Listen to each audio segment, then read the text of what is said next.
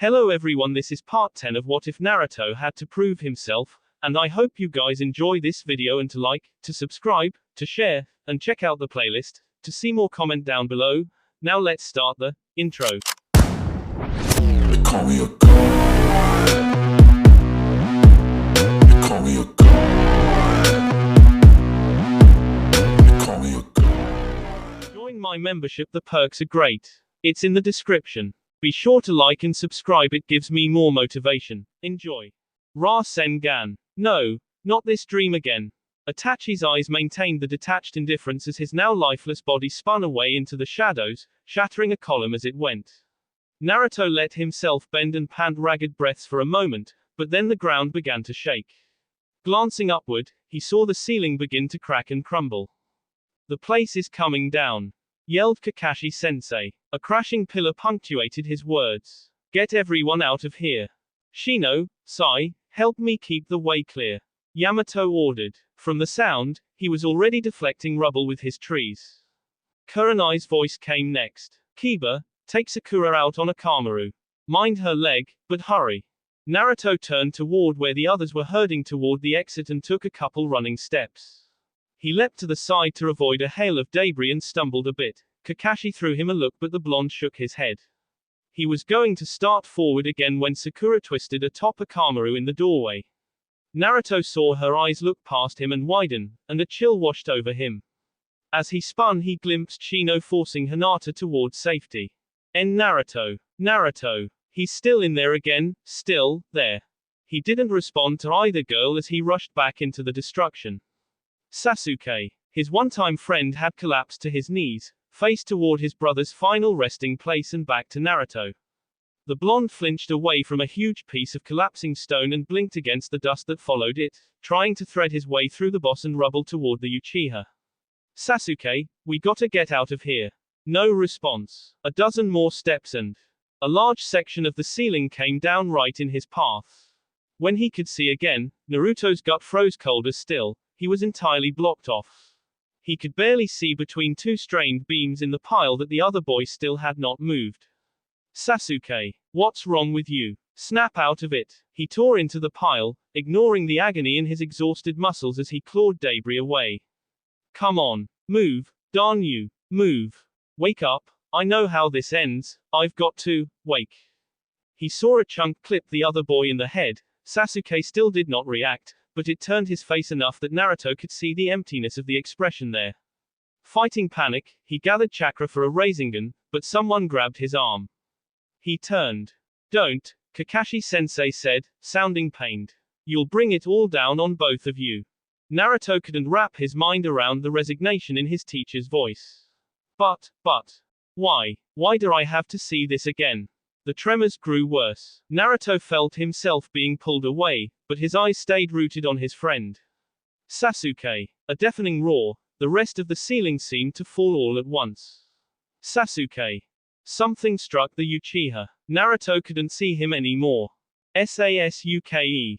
Naruto shot upright amid sheets horribly twisted in a mangled heap. Sweat sprayed from his face and his breathing was ragged, but he noted that his tea was not raw. That was good. That meant he'd managed not to scream along with his dream this time. Dream. More accurately, his persistent nightmare. He put his hands to his face and massaged his forehead, waiting for the adrenaline to wear off. Sasuke's death had plagued him for a long time, as he lived through it again and again in his sleep. But over time his guilt and anguish had faded, and more of his nights passed peacefully. Nowadays his memory of the event hardly ever resurfaced. What had summoned it this time? Was it Shikamaru's comment the day before, or? Naruto glanced at his calendar in the dim moonlight and grimaced. Wonderful. It had snuck up on him again. His next look was at his clock, 7 minutes past midnight. He sighed and slumped back against his pillow, half-heartedly gathering his sheets as he tried to reclaim some rest. So I guess you want some kind of congratulations, huh? Grumbled Shikamaru without preamble. Well, thanks to you, Ino's become even more troublesome. It's not even been 2 days yet and she's already making my life one big drag with her not-so-subtle hints. Naruto laughed as he sat down. Yeah, I'll bet, but if you're looking for an apology you're not getting one either, he said cheerfully. He glanced down at the simple band on his finger and smiled. Because this is one decision I don't think I'll ever regret. Shikamaru just shrugged. They both placed ramen orders, and Naruto turned to the other man thoughtfully. Come to think of it, why haven't you gone ahead with it yet? I mean, I know why I hesitated, but it doesn't seem like those problems would bother you. The lazy ninja chuckled. No, you're right, I'm not worried about becoming an honest man. Been in my simple life plan all along, actually. Thought at first I'd find someone a little less keyed up than Ino, but loves a drag like that. He sighed. It's just that I know Ino well enough to know that my life is going to be one long headache from the words, will you? Too. I do. Naruto frowned. Even to me that sounds overdramatic. Shikamaru just stared at him, lids low and face expressionless. The blonde tried again. I mean, it couldn't really be that bad. More staring. He made an exasperated noise. Look, don't you think you're exaggerating at all? The lazy man held his stare for 2 beats more and then simply said, it's Ino. Naruto started to reply, caught himself, and thought about it a moment. Eventually he nodded and settled back, conceding the point. Shikamaru chuckled with chagrin. Most of the time she tolerates me and I tolerate her, but when she sets her mind on planning something, a party, a reception, whatever, she just gets obsessive about having everything exact and exactly her way. Problem is, that always means a load of work for me and relentless hounding to get it all done. Putting that dance together for the other night was one huge drag. Planning her own wedding. Take that drag, magnify it, and spread it out over several months. The other man snorted. So, you're a ninja. Dodge out of it, like the old lady does to Shizune. A sigh. She knows me too well. And she started to fight dirty. Ramen bowls plopped down in front of them. Naruto chewed his noodles along with his friend's words. Well, he began slowly, what if you thought of it like one of those strategy games you like to play? Like, she moves, you dodge, she blocks, you counter sort of thing. He shrugged. Or even cut off the game before it starts, like I dunno, elope or something. Shikamaru shot him a sidelong glance with a raised eyebrow. He munched on his pork a second or two longer, and the corner of his mouth quirked upward. Yeah, maybe. Anyway, we've been off the point long enough. Have you thought of anything for the riddle yet? Never mind, the look on your face says it all. Shut up, grumped Naruto with a scowl and a growl. I've had a lot of other things on my mind, alright. He fell silent a moment. Besides, I've got something, good ninja tools. You can always count on a well-built shuriken or kunai. What if the other guy dodges or deflects it? Well yeah, anyone can dodge a kunai, protested Naruto, but you don't have to count on them to hit, they make good distractions. Sounds like a strategy, observed Shikamaru. And you already know strategies can backfire. Naruto opened his mouth to speak and caught himself. Seeing that he wasn't going to win the argument, he just turned back to his bowl. Wise decision. And jerked only halfway out of his seat. Composing himself, he glared at the bug master sitting next to him. Shino, where did you come from? You're tense today, the man noted simply. Naruto grimaced. Yeah, I had kind of a bad night. I thought you would. Ignoring the blonde's curious look, Shino continued, I will test you today, but I still have preparations to make. Meet me at the Hokage's tower inside the front doors in 30 minutes for instructions. And with that he stood and departed. Blinking away his confusion, Naruto turned to the other ninja. What was that about? What's his trial? But Shikamaru just shrugged. Why would I know? At that moment a shout rang out. Shikamaru. They turned to see an eager-looking Ino approaching, carrying what appeared to be a fruit basket, a picture book, and a pair of plush dolls. The lazy ninja heaved a tired sigh. Here goes game 1 today. Weaving a set of hand signs, he melded into the shadows beside the stall. Her expression turning shocked and offended, Ino picked up speed. Naruto snorted. Good luck. Thanks. The words came floating back. You too. 24 minutes later, Naruto strode through the front door of Hokage Tower. Seeing no sign of Shino, he shrugged and headed toward the waiting benches. He was still a few minutes early, and Shino was usually pretty precise about that sort of thing. Before he sat down, however, he heard a tremendous thump from above, and animated voices echoed down through the front desk's talking tube. The secretary at the desk just rolled her eyes good-naturedly, but Naruto was curious, and he jogged past her and up the stairs. The sounds turned out to be coming from the old lady's office. Inside, he found Shizune extricating herself from a pile of books and papers and at least 3 cubic meters of confetti. As he hurried over, he heard her growling, all the childish and irresponsible at her age too. She heaved a sigh as the blonde man helped her up. Thank you, Naruto. Hey, Shizune, he greeted. What happened here? She scowled in annoyance. Oh, just another of Lady Tsunade's tricks to dodge work again, getting more and more ridiculous all the time. She gestured toward the office's desk, which Naruto saw was, as usual, stacked high with papers and vacant. I can't believe that even after all these years she's still shirking her responsibilities like this. Her voice grew in volume and frustration. And once again she's picked the worst possible time for one of her stunts. We still haven't finished reviewing the manifests for the trade convoys, the financial reports are backing up, we need to be preparing for the Academy's Genin exams, and then of course there's Jiraiya's report, and... Naruto perked up. Huh, what about the pervy sage? Shizune's rant cut off as she hesitated. Nothing, just some routine information, she said evasively. She shook her head and started picking books up off the floor.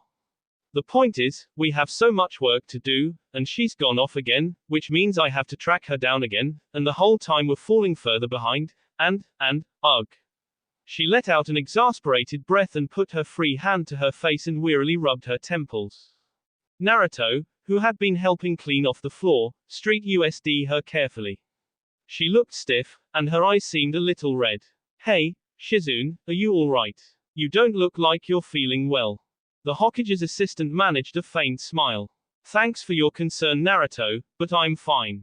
Just a bit tired, that's all. We were up early to prepare for the trade convoy's arrival and it's been all a rush since. Blonde eyebrows went up. Wait, you've been up working non-stop for 2 days straight. It's just part of the job, Naruto. We lose a lot of sleep getting everything done around here. A half yawn turned into another sigh. Of course, Lady Tsunade always seems to find some way to reclaim it, either that or she skips out on work entirely, despite what I keep telling her. The young man bit his lip for a moment. I don't know if you're gonna like hearing this, but I think the old lady might have the smarter plan here. Shizune looked at him like he'd just turned into Jiraiya and made one of the man's patented comments. Excuse me. He grimaced. Well, you know what they say about all work and no play. Naruto, Lady Tsunade is the Hokage. She is the single most crucial person in the system. Countless people and decisions are waiting on the work she should be doing here. Naruto raised his hands in a calming gesture. I know, but just hear me out, okay? After a moment she crossed her arms and settled into an expectant pose. Naruto gathered his thoughts and continued. Look, Kakashi-sensei once told our squad, it's okay to work hard or long, but not both. He said that if you wear yourself out and then force yourself to continue anyway, you're putting a strain on your body that it doesn't have a chance to heal. You can hurt yourself pretty bad that way, and you're so exhausted you're completely useless if something big comes up. He paused a moment, and nodded. And come to think of it, even back in the academy I remember Iruka-sensei encouraging us to take breaks from studying to just relax for a bit, especially if we'd been going at it for a while or had some tough project ahead.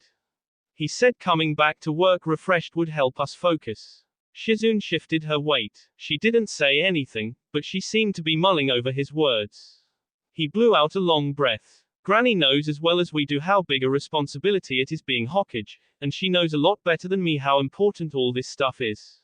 So I guess what I'm saying is, maybe this once you should trust her to come back on her own and take the time for a break yourself. The Hokage's assistant was silent a moment longer, before shaking her head slowly. You've grown up a little more every time I see you, Naruto. He grinned. Yeah, I've been hearing that a lot lately. Returning his smirk, she continued, this isn't the first time I've heard this lecture, but it's never sounded convincing from Lady Tsunade or those Nara men. She sighed. But if even someone who works as hard as you do is telling me to slow down, I guess I ought to consider it. He gave her a suspicious look, prompting a snorted laugh. Don't worry, I'm going to take a nap right now, okay? Not like I'd have any luck finding Lady Tsunade for a couple hours anyway, she added under her breath. Naruto seemed placated, but he didn't turn away until she sat in one of the large cushy chairs that had been dragged in against the wall. Still smiling, he headed out the door, giving a simple wave over his shoulder. Later, Shizune. Goodbye, Naruto, she mumbled back, idly amazed at how quickly fatigue had caught up with her. As the retreating white coat rounded the corner, she had time for one last thought before nodding off. Just like him. As Naruto re-emerged from the stairwell, he saw that the time was now 5 minutes past the hour. When a look around revealed no bug masters, he grimaced and turned to the secretary. Hey, has Shino Aburame been through here? He inquired. She looked surprised. Yes, actually. He came in about 5 minutes ago, dropped off a note, and left again. I assume it's for you then. He nodded and took the paper she handed him. Since you failed to keep our appointment, I have gone on ahead. Retrieve your instructions from the Leaf Village Help Center instead. Don't be late. Lots of people would be shocked that the Aburame held such a strict timeframe, he knew, but Naruto just shook his head ruefully, thanked the secretary, and headed out. Shino was usually pretty precise about that sort of thing. Naruto had a cheerful greeting on his lips as he stepped through the door, but he had second thoughts when a string of subdued invectives floated past his ears. Surveying the room, his eye caught one of the other workers, glancing up at him from well out of the way in the back corner of the room. He followed her concerned gaze too. Tanbei. The brunette was fiercely jabbing a stamp against a series of papers, carelessly flinging them away as she muttered angrily to herself. When she didn't respond, he stepped closer and repeated her name. Her face jerked upward. Their eyes met only briefly, and for a moment he perceived a melting pot of emotions in her expression. He could identify surprise, confusion, frustration, pain. She turned away quickly. Oh, hi, Naruto. Her tone added sadness to the list, feigned though it was. She went back to work stamping, much more sedately than before. Naruto waited, but she said nothing more. He cleared his tea. Tanbei, what's wrong? Nothing, she said automatically. He struggled to find a tactful way to refute that obvious lie, but then she sighed and set down her stamp. Everything, she said wearily. Everything that matters. Then, in a spasm of sudden energy, she shot to her feet and flung her stamp against the wall with all her might. And it's all stupid Choji's stupid fault. She screamed, dropping back into her chair and fuming. Naruto was so startled he couldn't speak for a moment, as he tried to make sense of the abnormal behavior. What about Choji? He began apprehensively. He looked around. Where is he? The other worker, Kaya, was it, spoke up from the corner. He took several requests and went out on a round already. Tanbei crossed her arms on the desktop and settled her chin down atop them. I just asked him a question, she murmured glumly. Just a simple question. Naruto frowned. What? You mean like a volunteer request? He didn't even let me finish, she complained bitterly. He cut me off and said we'd talk about it later. Then he just turned and left. Now he was even more confused. Wah, you're right, that doesn't sound like Choji. He's not interested. The other night, what he did and the way he talked, I thought, but no, I've been a fool this whole time. She bit out, and he saw a tear stream down each cheek. What on earth was she going to ask him? Well, I don't really know what's going on, but it sounds like he didn't say, no, right. Her eyebrows scrunched together. Not in so many words, but. Then what makes you say he's not interested? If it's so important, maybe he just wants to have enough time to do it right. She blinked. To do it right. Naruto nodded, tapping his chin thoughtfully. Yeah, I mean, Choji's not the kind of guy who'd just turn someone down like that. Usually he helps out right away, or he explains why he can't do it yet. The only time I've ever seen different is when he just didn't have the time. He hates to leave stuff half finished. His head tilted slightly as a new thought occurred to him. Or maybe he already knew what you were going to ask and he wanted to surprise you. He didn't notice Tanbei perk up at these words. Anyway, I wouldn't worry about it, he said with a shrug and a smile. Choji'll never let a friend down. Then a mischievous glint entered his eye. Especially not you. Tanbei looked surprised. Me. Aha. Yep. Naruto crossed his arms behind his head flippantly and turned away. Well, what do you mean? He glanced back over his shoulder at her innocently. Oh, nothing, it's just, he talks about you a lot, you know. And you should see the dumb look on his face when he does. He laughed. Like a candle's flame through a paper, a warm smile radiated across Tanba's face. Ha, thought Naruto. She looks just like Choji like that. I wonder if, he waved his hand in front of her eyes and got no reaction. Yep. Just the same. Hey, Tanbei, you alright now? Yeah, she breathed. I think I just might. Her reaction still seemed a bit excessive to Naruto, especially considering her prior mood, but he just shrugged it off. She must be having one of those emotional times. Okay, well, glad I could help.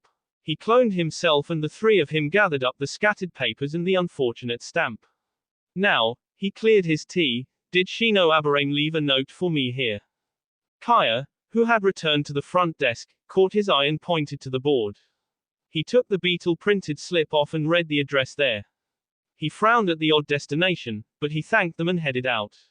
Before he left, he took one last look back at the two ladies, who had promptly forgotten him and started chittering excitedly like a pair of gossips. He shook his head good-naturedly. Women. Oh, gee, good day, Sakura. The pink-haired woman's eyebrows rose as she approached. Hinata, are you here because of Shino, too? The other woman nodded lightly. He said it had something to do with Naruto's tea trial today. I see. Yeah, same with me. Hinata bit her lip. I wonder what we'll be doing. Sakura shrugged. Me too. I guess we'll just find out when the boys get here.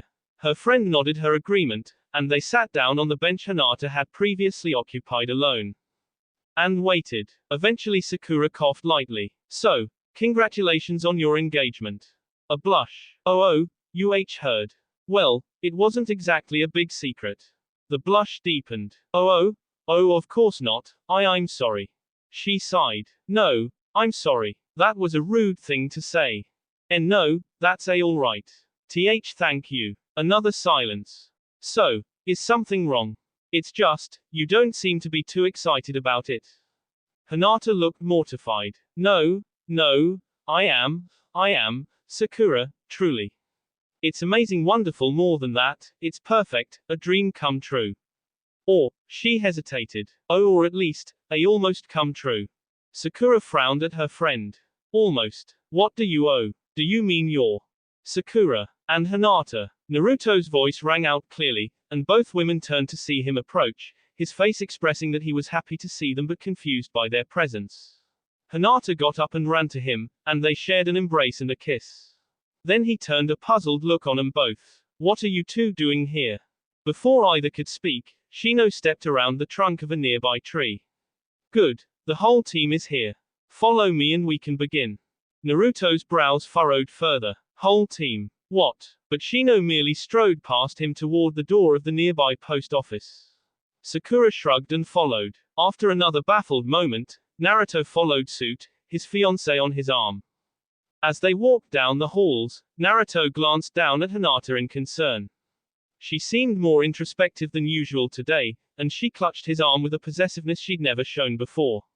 He'd known since their embrace outside that something was bothering her, but through the glances and return glances it had been communicated that she didn't want to talk about it at the moment. He looked to his left. Sakura, too, seemed strangely quiet and lost in thought. She kept looking over at the two of them, but she turned away whenever he caught her and would not meet his eye. So they moved along in silence, until Shino turned them in through a doorway and said, "We're here." The three of them surveyed the room before them. It was a relatively small space, apparently a sorting room, 2 bins on a counter, 1 in, and 1 out, a table in the middle of the room, a fair-sized mound of letters on the table and 2 neat stacks of them in the bins. Okay, so what's the deal? Asked Naruto expectantly. The bug master inclined his head. You all know that the Day of Flowers is coming in 3 days. The girls nodded. Naruto almost slapped his forehead but managed to curb his reflex, cover up his dismay and nod sagely instead. Shino continued, many people like to send cards to their loved ones for the holiday. Unfortunately, due to a considerable mishap here at the post office, several of the cards have been mismatched to envelopes and sealed under the wrong name. Your task for the trial of teamwork, then, is to correct this mistake. You will open each envelope and make sure the proper card is inside, then seal it again. You pass when you finish. Naruto looked suspicious. That's it, Sakura protested. Wait a minute. You can't really expect us to go through everyone's personal letters like that. That's invasion of privacy. You would prefer that people receive the wrong letters and know their own were delivered to strangers. Counted Shino. Sakura hesitated. This task would be performed regardless. The only difference is who does it. With that he walked toward the door. Wait, called Naruto. That's really it. What's the catch? Shino half turned. No jutsu. No clones. You must do everything by hand. Other than that, no, there is no catch. And he was gone. Given the nature of the job, it had obviously gotten off to an awkward start. Once the three grew accustomed to their work, however, things had begun to progress more smoothly.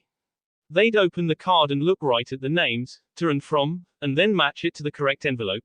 If there were any handwritten comments, they did their best to avoid them, but Naruto figured pre-written text on the cards themselves were fair game. With that distinction made, they actually began to have some fun.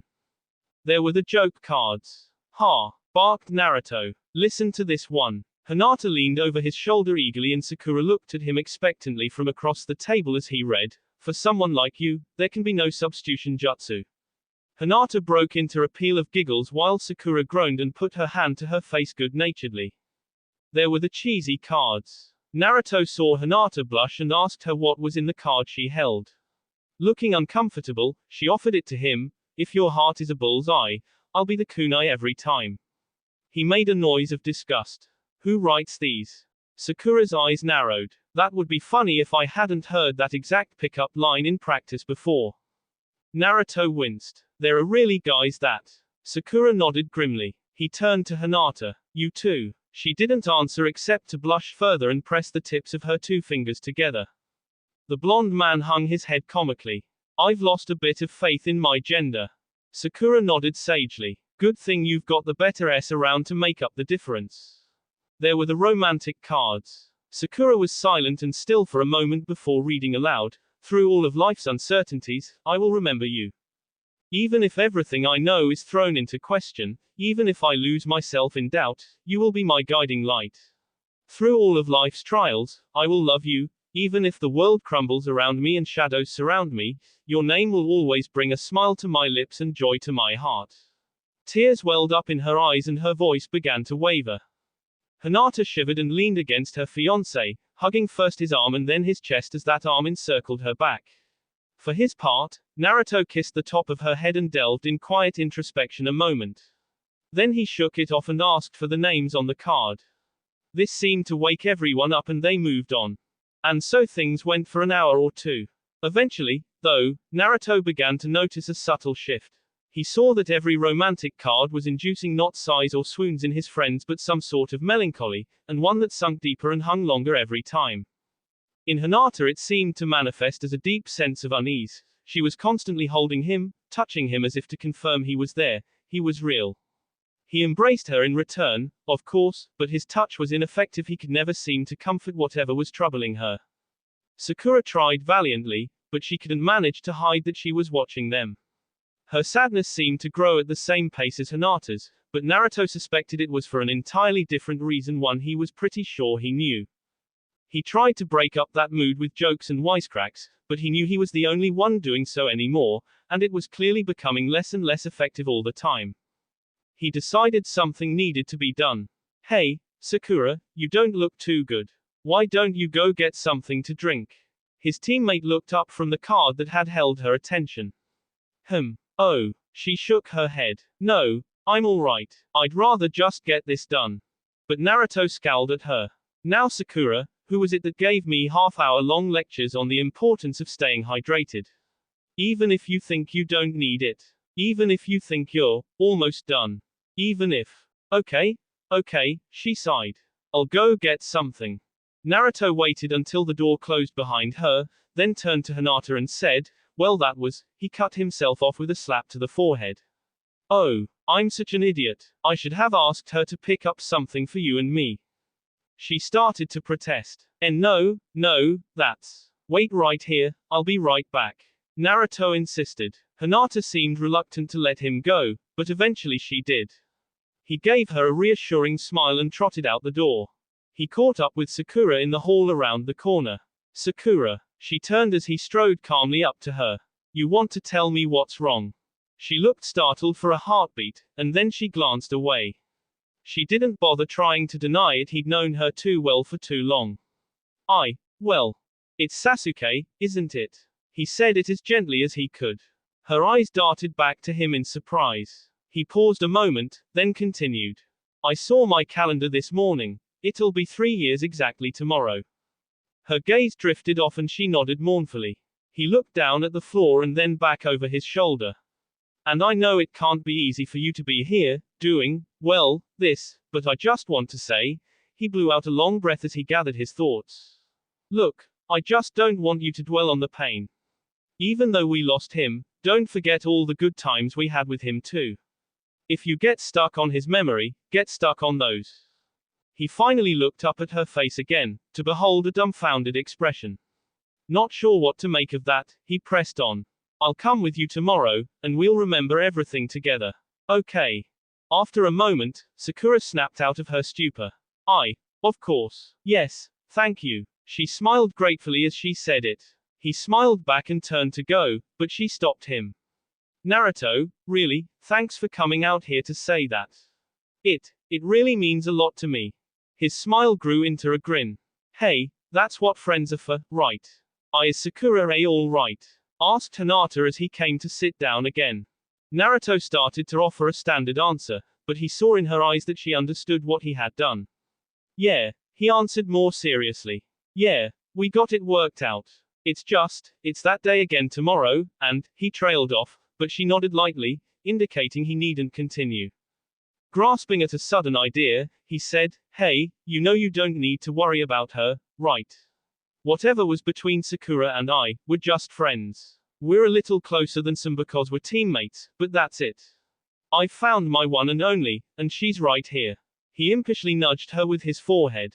Hinata laughed a bit and hugged him. No, I know, and you're wonderful, and it's wonderful, and, everything is wonderful. He nodded thoughtfully. Well then, now I'm just wondering what's bothering her so much. She froze at this and bit her lip, but he spoke as though he hadn't seen. Of course, if she wants to tell me, that's fine. He paused and looked right at her. Her voice trembled. He picked up again without missing a beat. But if she needs more time, that's okay too. I don't really need to know right now anyway. He leaned in close. Would you like to know why? She seed her head and nodded. Naruto smiled. Gently, he seized her hand and lifted it for inspection. I chose this specific ring for a reason. Look here. He gestured at the 4 symbols engraved in the band on her finger. Love. A promise of sincerity, that I mean what I say when I tell you that you are precious and beautiful and everything I could ever want or need. Fidelity. A promise that all these feelings of mine are reserved for you and you alone. Devotion. Another promise, that I will do everything I can to live for your happiness and match the joy you give to me. Eternal. One last promise, that everything I've said will last forever, throughout this life and beyond. His smile had grown into a fool's grin, but he didn't care as he looked back into her pale, bright eyes. That's 4 promises, and have you ever known me to go back on a promise?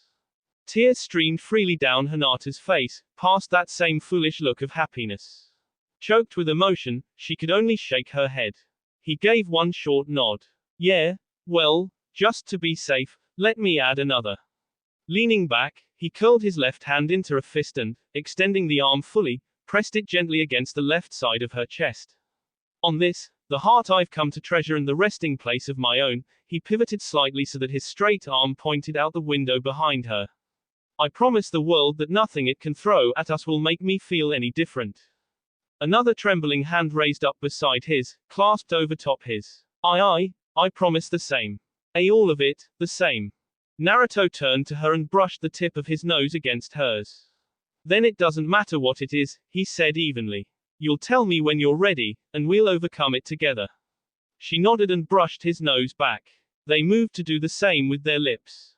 They finally broke apart a handful of seconds before Sakura re-entered the room. They looked at her, she glanced between the two of them, smiled, and nodded in understanding. As she set a trio of drinks down, Naruto clapped his hands together. All right, he said eagerly. Let's get this done, shall we? One Karutsu beetle in about every 100 is spawned with a black coloration instead of the usual brown. For a short period after birth, these black beetles seem to do largely nothing. They follow the rest of the swarm, but they do not participate in foraging, building, or attacking would-be predators.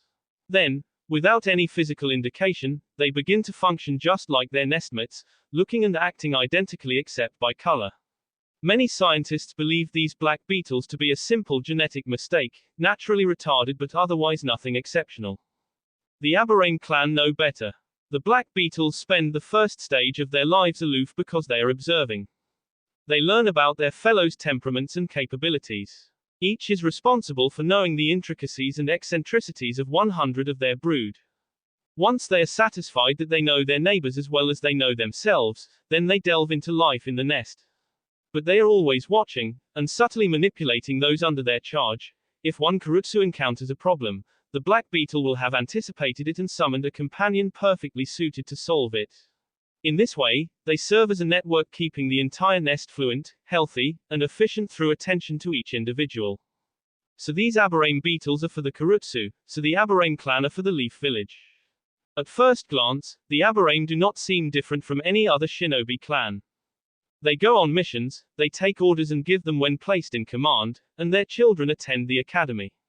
Secretly, though, no one is more in tune with the comrades' mentalities.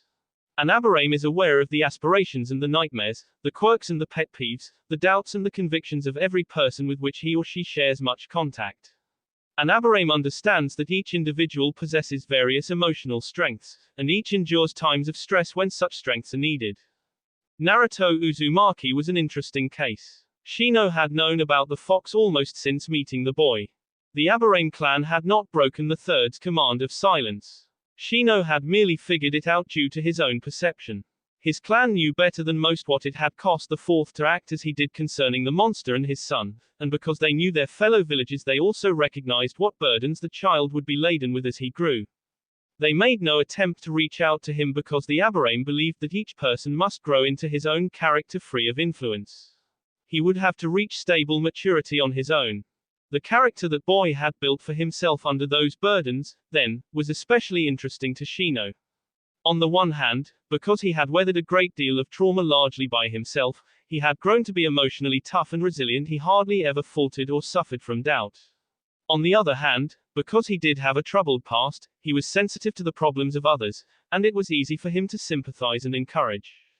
Naruto and Hinata came walking out of the post office. Sakura had departed first and likely gone home already to prepare for tomorrow. When the blonde man saw Shino he approached. Hinata began to follow, but Shino motioned her back.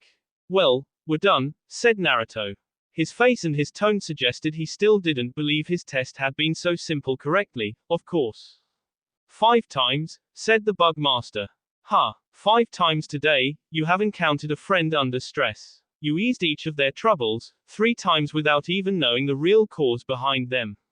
When you are a true leader this will not be enough. Treating the symptoms will not cure the illness, but from what I have seen today you have the potential.